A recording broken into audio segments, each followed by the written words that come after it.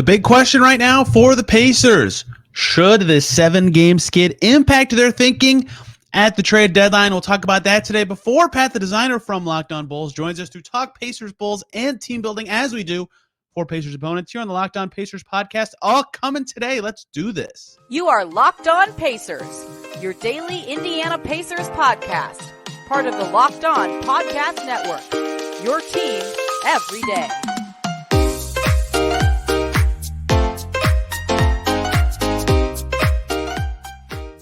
Welcome in to another edition of the Locked On Pacers podcast, where we, of course, talk about the Indiana Pacers. As always, my name's Tony East. I cover the team for Forbes and SI, and today, diving into the external perspective of this 7-game skid for the Pacers, who have not won since Tyrese Haliburton's injury against the Knicks a few weeks ago. Should this alter their plans at February 9th's trade deadline, ahead of February 9th's trade deadline? Great timing, as there was the first significant, I would say, NBA trade of the season today.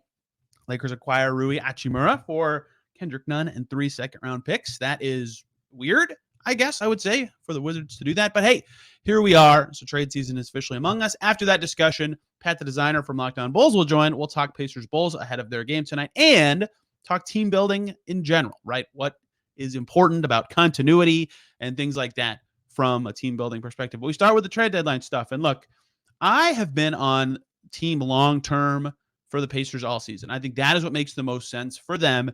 And the Pacers talked about that in the offseason, right? The new approach their front office is going to take to team building, to their approach to constructing a roster that has, high goals to, make a playoff run or whatever you want to say. And then the Pacers started off really good, 23-18 at the halfway point, in 6th in the East. Like, that's a point where you go, oh, okay, maybe we push our timeline forward a little bit. We're already good. But the thing to me, the reason I kept going back to long-term approach is their best or most promising, I should say, 2 players long-term are 22 years old and 20 years old, right?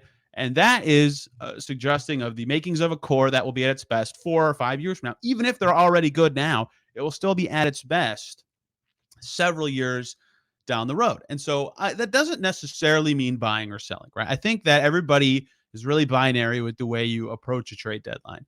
And that's not always the case. There are moves in the middle of buying and selling. For you can do a number of things to, there are challenge trades like Yusuf Nurkic and a first for Mason Plumlee in a second. That happened a few years ago between Portland and Denver. Right? There are all sorts of trades that just swap pieces that might fit better or worse on a different team. It doesn't have to necessarily be about buying and selling. And so the Pacers were in an interesting spot when they were really, really exceeding expectations. Like, basically already at their Vegas over-under for the full season. At the halfway point, Tyrese Haliburton's an all-star level player this season. Matherin's an awesome rookie. All these dudes are having career years or near career years. It's like, what do you do with that? And so there was some thinking on both sides, right? Some fans thought you go for it, and some fans thought, you maintain a course. I've even seen some tank gifts returned to my Twitter replies, which is so dumb. Anyway, so to me, yes, a 7-game losing streak does change the way you approach a trade deadline, but not necessarily from those binary points of seller or buyer, right? So to me, here's a terrible way. Like, I'm making up a fake trade, which is why this is terrible. But, like, for example, if the Pacers did not lose the 7 games in a row, let's say they were, 3-4, right? So right now, instead, they'd be 26-21, right? That would still have them 6th in the East because the Knicks are on this skid. Like, they'd be looking good, and that's not great. They'd be 25-24. Math is hard. Either way, 25-21. There we go. Either way, that's a much stronger position. And if you're in that kind of spot, right? If you're the Pacers and you have so many extra picks in this coming draft, it's like, you don't even have enough roster spots opening up on your team to fill with. Like, if the Rockets finish with a bottom 2 record, the Pacers could have 4 top 32 picks in this coming draft. Like, they don't even have that many expiring contracts on their team, right? Like, Goga's expiring, Miles Turner's expiring, maybe O'Shea's expiring contract. That's it. Like, you can't even add that many players. So, like, yeah, for example, like, ESPN proposed a trade where the Pacers get Josh Hart, right? That was in Bobby Marks' trade deadline primer piece, like that sort of thing. If you're 26-22, for example, if you get Josh Hart, who's a great rebounding guard and can kind of score, that makes some sense if you sacrifice an asset to be a little better this year. Because, to me, right, that would have made sense because you have so many guys on this team who have no playoff experience at all, right? And that's why after a lot of games, like when they played Miami in that 87-82 slugfest of a game, in several of their games with, a big loud crowd or against a really experienced, talented team, they have talked about, the players and Rick Carlisle have said, that the coaching staff made it clear to them this game had a playoff atmosphere, right? Like very few guys on this team. That's not true. Not very few. But, a lot of guys on this team haven't necessarily experienced that in their career or it's their first year. They don't know what it's like, right? Mathurin, Halliburton, Nembhard, for example, to name a few, right? They just haven't ever experienced that. Even Buddy Hield in his age has never played in a playoff game, right? There are a lot of guys in that situation. Brissett's played in a play-in game, not a playoff game. Jalen Smith was on the Suns, but didn't really play in their playoff run. Lots of guys. Isaiah Jackson's never played in a playoff game, right? A lot of the core guys. So all that to say, if they had made there are two ways that you could go buyers, air quote, that made sense for the Pacers to me. And that was something like I just described, right? You have so much surplus immediately coming draft capital that you make a slight upgrade this year to get your team that experience, to level them up to a point that that you're not sacrificing or mortgaging any of your pieces. You still maintain a lot of flexibility, but you get that small bit better. That would have made sense to me. Maybe not the specific trade I just described, but that sort of thing would have made sense to me. But making like a big splashy, let's get, I don't know, a better player who doesn't have that much time left on their deal to try to, win a series this year, that would never have made sense to me. Being a buyer, air quotes on buyer, would never have made sense to me. I don't think that's a thing that would cross the Pacers' mind either, because even the reporting that says they might target specific players said players that fit their long-term vision, right? So the name that's been associated with them a few times is like John Collins, right? John Collins makes a lot of money, mid-20s million per year, but he's good, right? He was a 20-10 guy for a year in Atlanta, and so the thinking there is why if you go for that guy this year, is this the right time to do that? And the difference between that and what I just described is Collins has several years left on his deal and is young. That kind of fits the Pacers' MO, but to the point that if you go get him now, you still have him next year and the year after to really grow with your core, fit in, add a needed position, things like that. That sort of trade I also feel like doesn't make as much sense this season. I don't think that sellers necessarily has to be the direction the Pacers go, but I think that this losing streak stretch, you're 23-25. If the Pacers lose to Chicago tomorrow night, literally tomorrow night at home, they'll be 10th in the East. They'll be barely ahead of Washington and Toronto, holding on to a play-in spot. Is that a team that you really want to make, minor upgrades for or anything like that? I would think no. And that's where I think that their thinking has changed, is those sort of deals are now off the table. Anything that makes you go, let's push to get some experience or to, finish in the 40s or whatever your goal is. I don't know. Those sort of things feel like not possible or not smart anymore. But, if you go, I'm just using Collins because of his contract situation. I'm not talking about the merits of trading for him at all. But in a guy like him who has a lot of years left and is young, or any sort of upcoming restricted free agent, I think those sort of things still do make sense, even with the 7-game losing streak in mind, because they're under team control. They're still part of a long-term vision. Does that make sense? So what I think this losing streak has done for the Pacers trade deadline plans, without naming specific player names, is I think it's ruled out short-term upgrades. I don't think that is something the Pacers should consider anymore, given their situation, given where their season is headed. Even if Halliburton returns and they're the same level of team that they were prior to the 7-game losing streak, they could maybe get to 8th or 7th, but even avoiding the play-in is hard. And maybe you make the playoffs, and that's great. You get that experience either way, but you don't have to make a big upgrade to do that. They were good with Halliburton already. So what I think is maybe those things were a possible thing they would consider prior to this losing streak. Those are gone. But if they want to tear it down and think long term by trading away vets and getting pieces or players or picks or whatever they want, that still has always made sense, right? They're a young team on a long-term path. If they want to acquire a player who's good now and is also under contract for a long time or under team control for a long time, that also makes sense. But any sort of in-between thing that's a little more short-term thinking, that would have made some sense for a second there when the Pacers were really rolling and were fighting. I think if they had beaten Philly when they played Philly a couple weeks ago, they could have jumped to 5th in the East. At that point, you go, okay, maybe we can think about small upgrades this season or a buyout candidate or something. Now, I don't think you can think that way. And that's where I think this losing streak has changed the Pacers' thinking. It's really emphasized the long-term thinking that they need to approach this trade deadline with.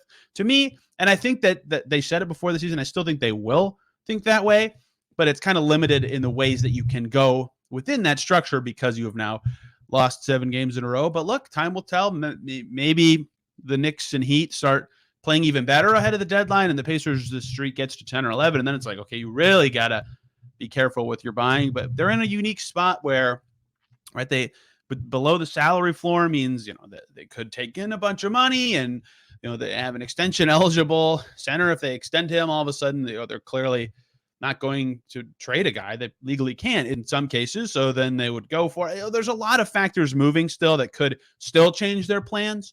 But just looking at the 7-game losing streak alone and where the Pacers were and where they could be headed, what I think is anything that has only short-term implications is now completely off the table. Would not be a good idea at all for the Pacers to even think about it.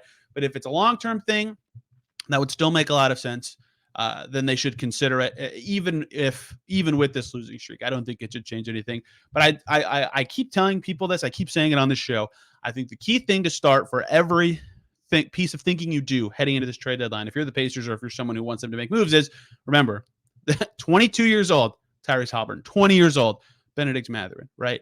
They are a young team, right? Think about that timeline when it's going to when that core plus whoever is a part of that from the current team. You could name a number of guys who could also be there, but those two specifically stand out for a million reasons. When are they going to be at their best? That's like 5 years from now. It's a long time away, right? They'll hit their prime at 25, 26, 27, 28, whatever year. That's several years away. Keep that in mind as they approach this deadline. If they're awesome for the rest of the year and they make the playoffs, great. That's valuable experience. If they continue to struggle for a little bit before Haliburton returns, that's just how the cookie crumbles. Roll with the punches, but think about that before you approach thinking about the deadline and what the Pacers should do this season. And think about the length of the contract of a player you might think it makes sense for the Pacers to acquire. That is what I think the overarching theme for them should be and how they should approach it under their new long-term thinking. But I'm just a guy talking into a microphone. I don't work in the NBA for a reason. That's my take on it. Now, the Pacers do play a game tonight, and I referenced it earlier. They play the Bulls, who are right behind them, sniffing them in the standings. I think they Bulls play tonight as I'm recording this. They have a game. So there's a chance that the Bulls are a full game or a game and a half, behind the Pacers in this game. Doesn't necessarily influence the standings, but they're right there with Chicago. Big record implications game. And because they're so close, big tiebreaker implications. So lots to talk about with the Bulls and team building. Pat, the designer from Locked On Bulls, will join us. Before we do that, though, let me talk to you guys about FanDuel. The NFL playoffs are here, and we're really excited about our new sports betting partner for Locked On because they're the #1 sports book in America, FanDuel. And if you're new to FanDuel, that's even better. They have so many great features that make betting on sports fun and easy. New customers join today and get started with $150 in free bets guaranteed when you place your first $5 bet. Just sign up at FanDuel.com/LockedOn. FanDuel has all your favorite bets from the money line to point spreads to player props. Plus, you can even combine your bets for a chance at a bigger payout with a same-game parlay. Chiefs Bengals should be awesome. Of course, Eagles and the 49ers, so many repeat teams from last year. You can get your parlays in on those, all on an app that's safe, secure, and super easy to use, FanDuel. So football fans, don't miss out.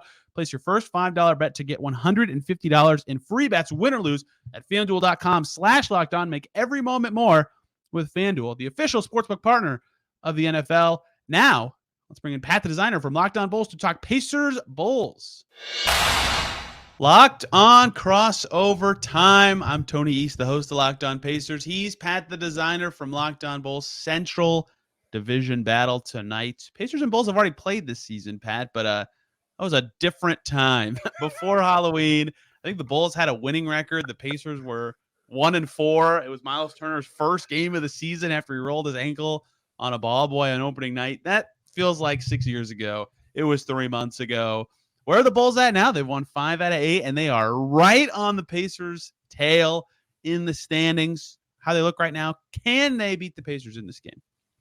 Yeah, I mean, this is a game that the Bulls should come in and be able to play some pretty good basketball against, right? The Pacers dealing with some injury issues, of course, and I think that's the major part that kind of puts them behind, because I will say, right, if Haliburton is a go for this, like that's a completely different team to go up against. The Bulls have really struggled against run and gun, getting out on the run. Let's get the ball moving. They've struggled to get back defensively on those younger teams like that.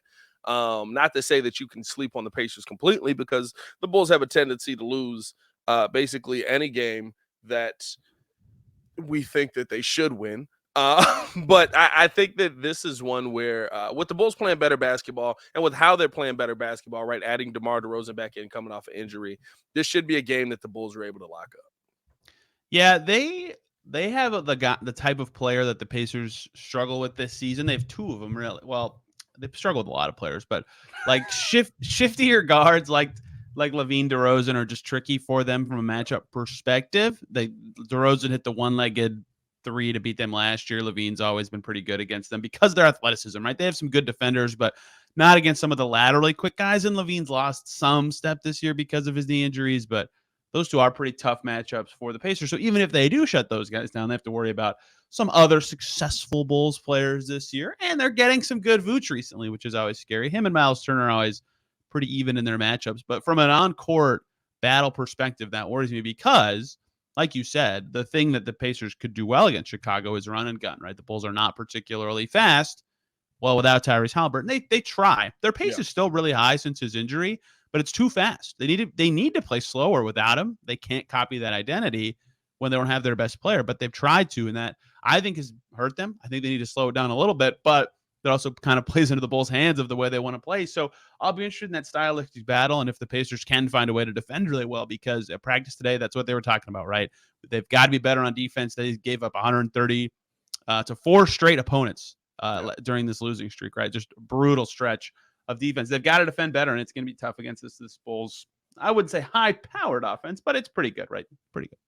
It depends on which recently version of it you get. Yeah, it really depends on which version of it you get. And when you look at the Bulls' net rating moving forward, right, to start the season, the Bulls were the epitome of a 500 team. Their net rating was at times 1, at times -1. They were on offensive rating of 115, a defensive rating of 114. They just kept fluctuating up and down on that. The epitome of a 500 team, which is where they find themselves just trying to get back to right now, right? But over this recent stretch, right, they've really gotten the offensive rating up. They've been playing a lot better defense when it matters most, right? Like, I think it's a lot to say that I expect a team to play 4 quarters of defense in the modern NBA. The 90s are over. The early 2000s are over, everybody. It's okay. We can get over it. We can move past it. We're modern basketball. They don't play much defense for 4 quarters, right? So I think when you see this Bulls team now, but at times playing better defense in the right situation and having the right guy being able to shut down the guy standing across from him, that's what you see most, right? And they're coming off a game in Detroit where that guy was the guy I was worried most about was Killian Hayes being back in Paris, right? Because I was, and it's crazy to say, but literally just like going home, being back in Paris. I thought he was going to have a really big game. Ayo Dosunmu said, "Nah, bro, I'm sorry. They're going to see you have a really awful game today." And so that's the most important thing, right? Coming into this game, Miles Turner going to be there. Of course, a guy that I'm a big fan of in Ben Mathurin, that I think could do some really good things against this Bulls team. Those are kind of the guys that the Bulls are going to have to focus in on defensively if they're going to want this win. Yeah, we'll get to this in a second, but that surprised me about the Bulls is like their offense took a step back from last year, but their defense took a step up without significant personnel changes. That kind of surprised me. But I'm going to ask you a very odd question about the Bulls. Let's do it. So the Pacers had this trip a couple of years ago in the preseason. They went to India. They played the Kings, and I asked a bunch of players about this, like, because Draymond Green, when the Warriors went to Japan, was like, we were jet lagged, like coming back for preseason. It like took a long time to like catch up, and then you're finally on your own schedule, but you've like been working out at a different time. Like all this stuff kind of had a ripple effect, and the Bulls have only played 1 game in 7 days, and that isn't as big of a jet lag as the Pacers in India or the Warriors in Japan. But do you get any sense that they're like gonna have any sort of hangover effects, because this is a back-to-back for them too, right? They're playing the night before the Pacers. So I'll be curious what if you think them playing in Paris is going to have any sort of ripple effects going forward. You know what? There's a lot of Bulls fans that are out there, and they're just like, I don't want to hear about the jet lag, and I understand these are world-class athletes that do nothing but go out there and play basketball all day, but they're human beings, right? Like you fly halfway across the country, or you fly multiple countries, I should say. There's going to be some kind of effect. I think it really just depends on what kind of effect that's going to have in the long run, right? So is there going to be some effect? I'm sure there is, no matter what. Like they're still human beings. They're no different than me and you. They just run faster, jump higher, and make a lot more money. But outside of that, I mean, we're basically the same. Tony East, point guard of the year somewhere. But I think the big thing here is, right, like, how do you overcome that? And that's the one thing that's been a question mark with the Bulls the entire time. Not to say that, hey, and the NBA, right, for an NBA that has kind of screwed the Bulls scheduling wise this year, the Bulls have had the most back-to-backs, or will have the most back-to-backs, or top five, I think it is, by the end of this season, right? Like, they have had multiple weeks of 4 games in 1 week, right? Like, this is actually not that bad. You literally played a game on Sunday. You had 3 days off, played on Thursday. You got 3 days off. Here you are again, playing again on Monday. So while, yes, it is going to be hard for you, you got to be able to overcome that, because, and that's been the biggest question on the Bulls. These issues are going to be here no matter what. How are you going to be able to overcome that and take that next step, get to that next level? Yeah, it's going to be interesting. The Pacers and Warriors, many other teams too, but those are just the two I'm the most familiar with in the situation. We're fortunate that it was preseason, right? They had 2 weeks to get over it and punt to rest or whatever. The Bulls don't have that, right? It's the middle of their season, and they have to have these back-to-backs to be able to do a game in Paris. But that kind of sucks, right? It helps your global brand, but it also hurts your literal immediate on the court impact. I mentioned this a second ago. Now I want to actually talk about it. The Bulls defense is above average this season. That is surprising to me, especially because Lonzo has not played a second yet. I almost just said Lonzo hasn't played a down yet. I don't even watch football. I don't know why. I don't know why that phrasing crept into my brain. How is the Bulls defense is good? Because I look at them on paper and it's like I see a million matchups and I'm like, oh, the Pacers could, they can stretch Vucevic out if Miles Turner's hitting his threes, or basically besides Caruso, it's like they can make Levine move, they can make DeRozan move, they can. Kobe White's an awful defender. Like they'll find advantages in all these sorts of matchups, and then you look and it's like, oh, they're above average. Yeah. How are the Bulls this good on defense, and what kind of players have crushed them this year? And did the Pacers have any of that type? I think this is the numbers lie moment in sports, right? Not to say that the Bulls haven't been a better defensive team at times, but the Bulls' biggest problem is literally every game we talk about which quarter are the Bulls going to basically give up 35 points in.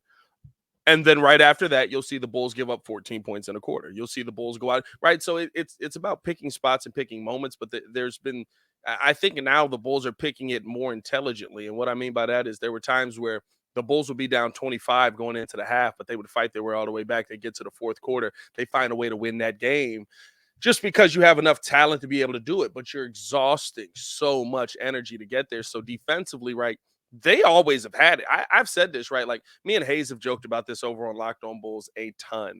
We have nicknamed Amar Arnell Erosen because very often he doesn't play D. So we're not going to give him the D in his name. But the thing that you see from DeMar is he has the ability to. And when it's those fourth quarter moments when you need him to step up and be in the right position, he can do that. So I think the Bulls defensively this year, it's just been about consistency. And they have been consistent in the moments where you need them to, but there's not always that moment where you did enough offensively to overcome, even though you're playing better defensively. So it's fun, but it's very up and down this season. And as far as defenders, right, like the Bulls have plenty. I think Zach LaVine has really taken a step forward defensively this year. I think that's the biggest thing too, right? Your highest paid player, being on the court, being active, and he was a better defender last year. Being able to take that step forward, I think that's so important. Because when Zach LaVine's playing his best defense, the rest of the team plays defense really well alongside him. Of course, Alex Caruso, right? We know what he's known for. You look at guys like Javonte Green, who's missed some time, and you know what he can go out there and do defensively. He's a guy that you talk about as 5 Javontes out there. But I think when the leader of your team steps up and says, hey, who's got this guy? Don't worry about it. I got this guy. That does a lot for you. And I think you guys do have somebody. I think you guys have a couple of guys like that. That it might not always work out in their favor, but they do at least try to take that mantle of leadership and step up and say, you know what? I'm going to defend this guy. And my favorite one, I told y'all, I'm a Ben Mathurin fan. Seeing him against the Lakers just be like, I got LeBron. I was like, I don't know if you got LeBron, bro. Not a bad take, though. Not a bad play. Okay, all right. I think he's a guy that could come up and do that. Of course, Miles Turner, down low, he's blocking shots left and right. But I think you got some guys that are going to be leaders of this team long term that get me excited because they're in year 1 or year 2, year 3, and they're saying, hey, this is my opportunity to step up and take over. So that's something to look forward to.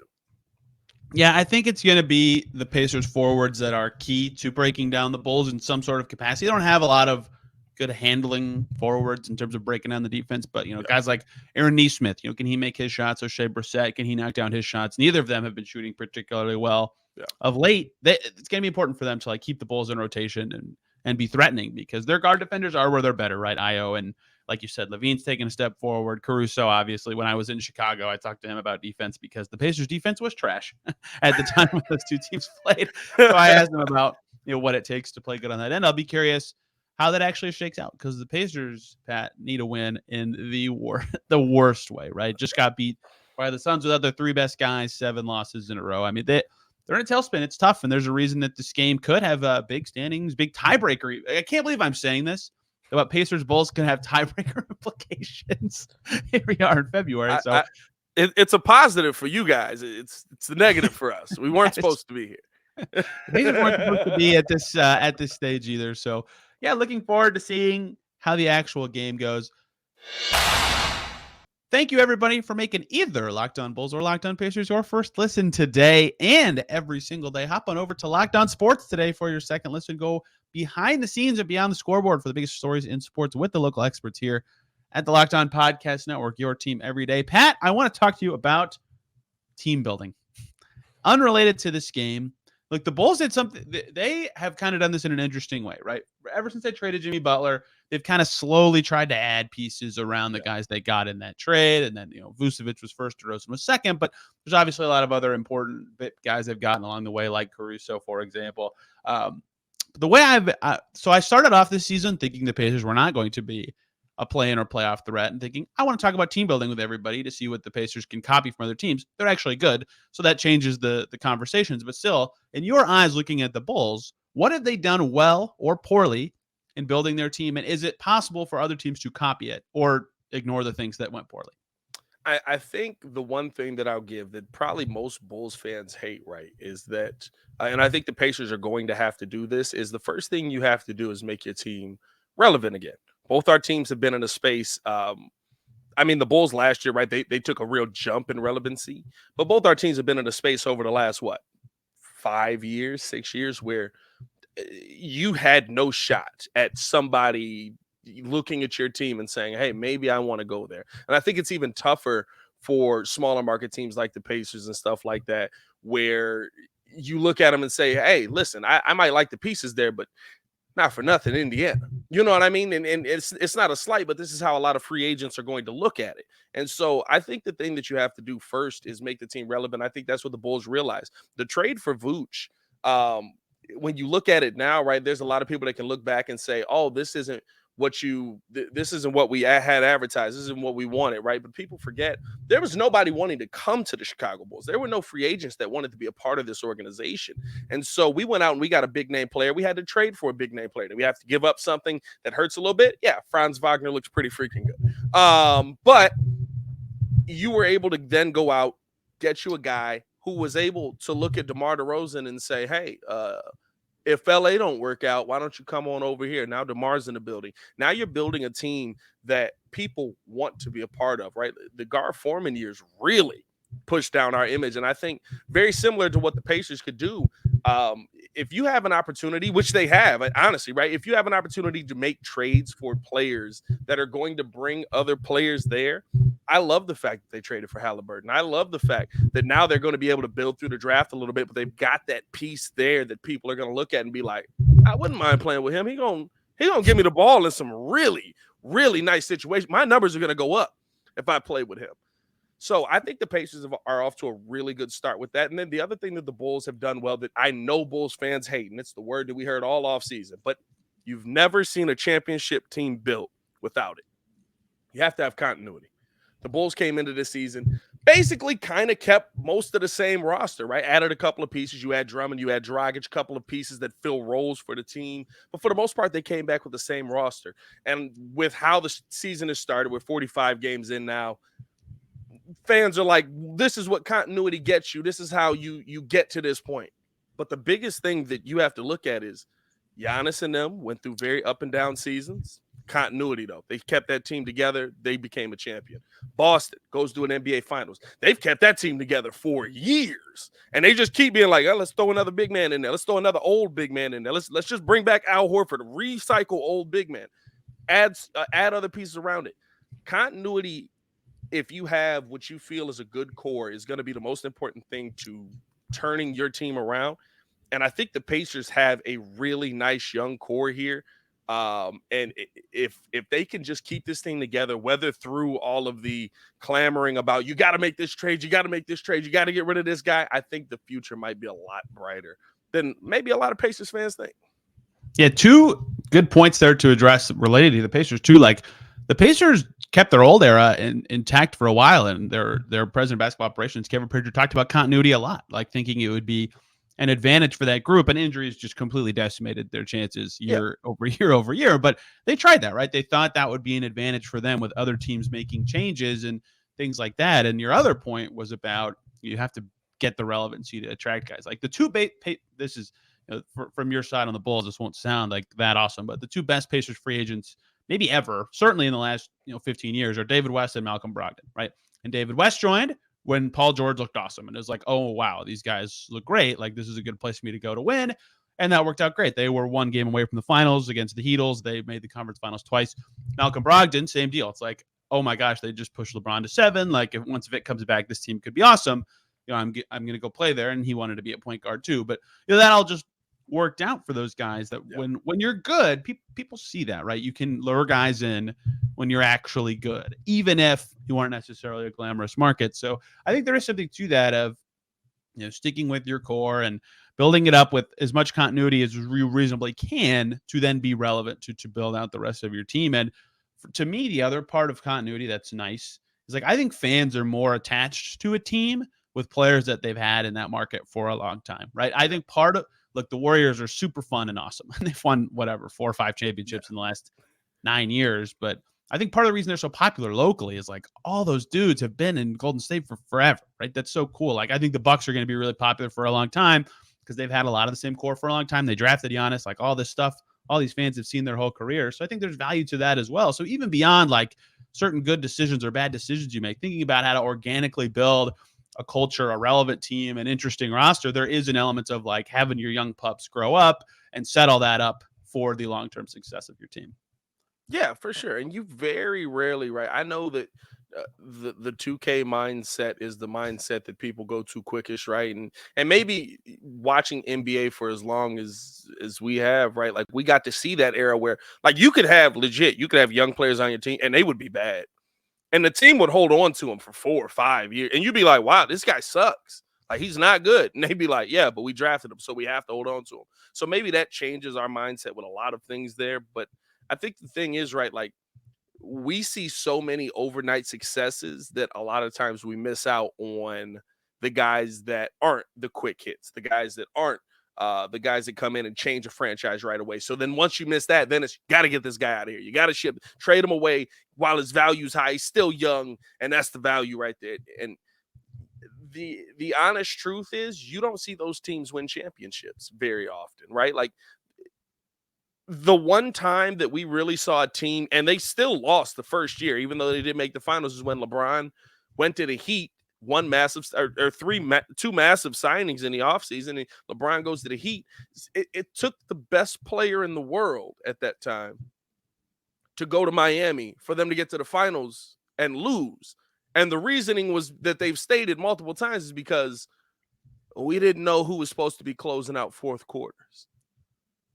They go to next year, continuity works because they know how to close out fourth quarters. Bron, ball. You know what I mean? So I think there's a lot to be said about holding on to the guys you have, trying to build through that. I think both of our teams are in a really good position right now, especially I think I'd be honest with you, the Bulls are kind of in more of a win now mode. I would think the Pacers' future, especially knowing that you have a point guard that can facilitate a lot, is very bright, and Pacers fans should be really, really excited about what can come, especially if teams around the league are starting to look at Halliburton and be like, hey, man, I can be a really nice player with him. He already almost convinced Ayton to come here, and like this 7-game stretch they've been on, they've been losing a lot, and guys who are really good when he plays, they've been up and down, right? They've had some games where they look like the guy they are when he's out there, and they have some games where they look terrible. It's like, well, you're like that every night when Tyrese Haliburton plays. It's like that value is so important to other dudes, not only in coming to a team to look good, but like they want to get paid, right? If they play awesome with the Pacers, great. They have more value everywhere else. So that is certainly valuable as well. I think the Bulls have been an interesting case study team of, like the speed of which you ramp up and how much you're willing to stick with the choices you've made. Because I think the Bulls are about a season away of, if they're not good next year, if they're going to go, oh crap, we didn't build the core to the level that we thought we did. Yeah.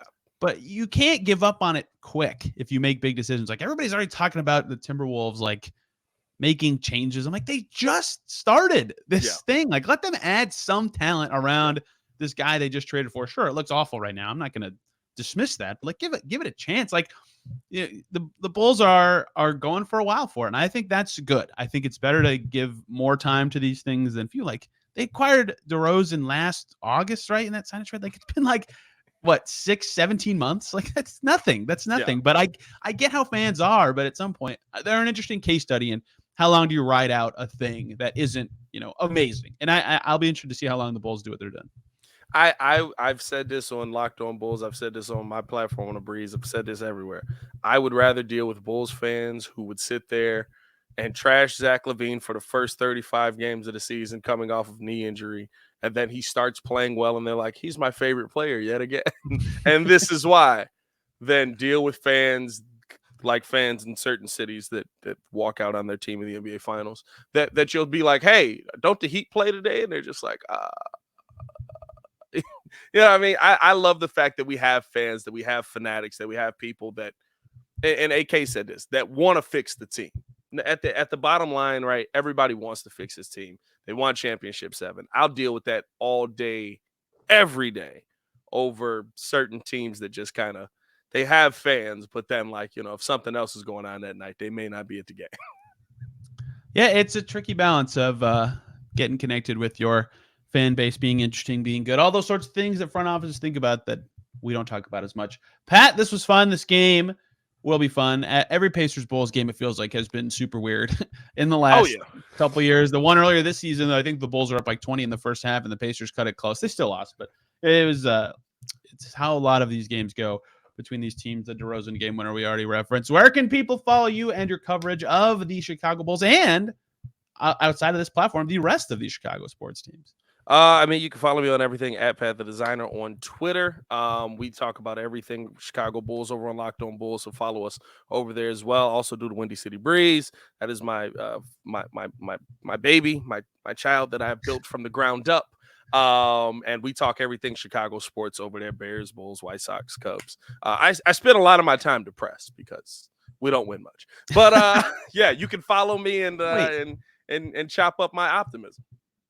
Yeah, post 2000, what have the Bulls had? What Chicago had? Blackhawks twice? Hawks was 3 times. Hawks is the best we've had. Hawks was Cubs, 3 White times. Sox, and that's it, right? White Sox won in 05. Cubs won in